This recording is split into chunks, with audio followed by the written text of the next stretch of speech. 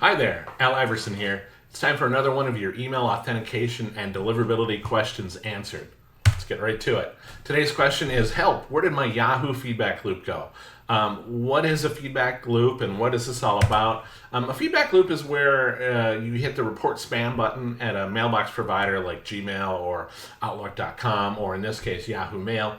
The feedback loop bit of that is where feedback or a report is sent back to the sending platform or sending party to let them log it and take action about relating to that message. What you do with it might vary based on who you are and what you're sending, but feedback loops overall are very important mechanisms to provide information back to the sender or sender platform about bad activity, excessive complaints, unexpected mail, weird stuff happening. Feedback loops have been around for a good long time. Yahoo and Microsoft maintain their own today. Yahoo, now that Yahoo and AOL are basically the same company. AOL was basically the originator of this many, many years ago. But now, beyond Yahoo and Microsoft, most of the current ones are managed by a third-party company called Validity. Yahoo and Microsoft feedback loops are free. If you're doing any sort of bulk sending, marketing, newsletters, whatever, if your platform doesn't already sign up for these for you, it's probably a good idea to sign up for them. The Yahoo feedback loop is unique in that it is DKIM-based, bringing it all back to email authentication and why email authentication is very important here. Yahoo had a prior sign-up mechanism for feedback loops that's been replaced with a brand new portal, a brand new self-service sign-up mechanism that senders have to re-register for by August 2024. If you were signed up before, your past sign up is going to expire. You're going to have to register with this new mechanism. This is all, like I said before, based on DKIM authentication. All the mail you're sending has to be signed with DKIM, and you have to register the domain names in the DKIM signature with Yahoo. So that brings us to the concept of double signing or second DKIM signatures. If you're an email service provider with a lot of clients and you don't want to register a whole bunch of client domains with that Yahoo feedback loop, you can just register your one, call it ESP platform yahoo.com or ESP platform FBL.com or whatever.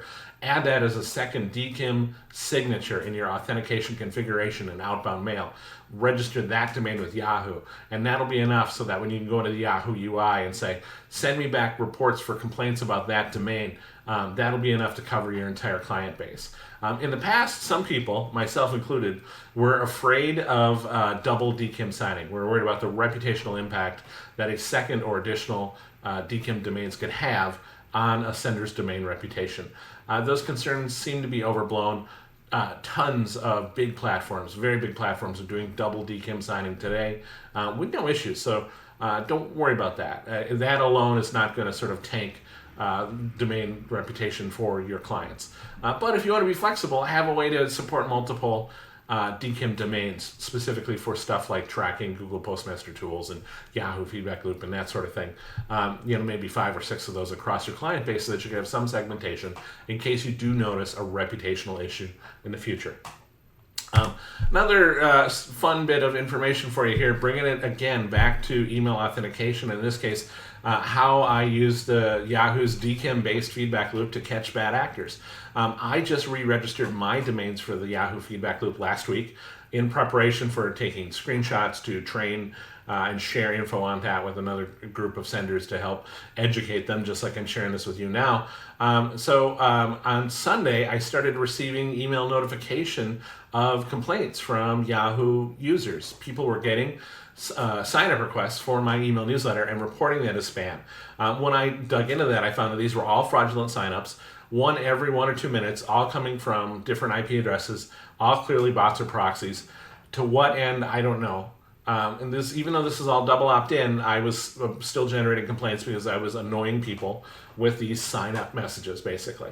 So the fix was to turn on capture on my sign-up form. I already had capture in place. I had turned it off. to do some work on it and wanted it to be easy so I could do sign-up testing over and over and over. My own fault. I should have turned it back on. I didn't think to do that. And a bad guy took advantage of that and decided to be a little script kiddie and try to tickle my form and put garbage in it.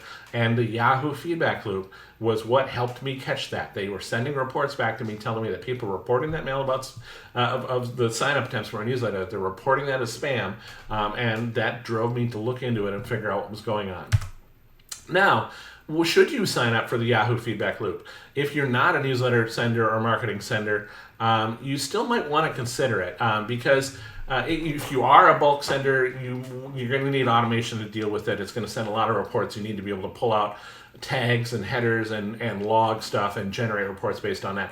But if you're not, you could sign up for the Yahoo feedback loop just to give you individual reports, have them come to you directly. They might be the dozens to hundreds at max. I don't think you're going to get thousands. I don't think it's going to be overwhelming, but you still might want to filter them into a separate folder, maybe even filter them in a separate mailbox, and use them to just sort of spot check or be some sort of indicator of what might be going wrong based on people reporting your mail as spam at Yahoo. It could show you a system breach. It could show you somebody got into your system and is sending spam. It could show you that somebody is feeding garbage into your sign-up forms, like what happened to me. It could be a useful additional indicator, one that you didn't have before, to show you a sign of badness.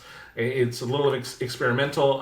It's not for everybody, but it might be something to try, and it's free. So easy to do and worth checking out. Keep in mind, if you are a sender, email sender, bulk mail sender, marketing sender, newsletter sender, you will want to check out the Yahoo Mail Senders Hub. That's where that complaint feedback loop management user interface is. That's where you go there to sign up for that. A whole bunch of other stuff on that website too. They've got a whole guide and process explaining how BIMI works, how you use BIMI at Yahoo, where to reach out when you have deliverability issues or you see blocking at Yahoo, find information about AMP interactive content, the updated sender requirements, bounce example codes, and a whole bunch of other useful stuff there at senders.yahooinc.com. Definitely worth checking out if you haven't looked at that recently. And that is it for today. So thank you so much for watching. I hope you have a great day. If you have any questions, please drop me a line at al.iverson@valimail.com. And don't forget to check our website at valimail.com for all your DMARC and authentication needs. Thanks.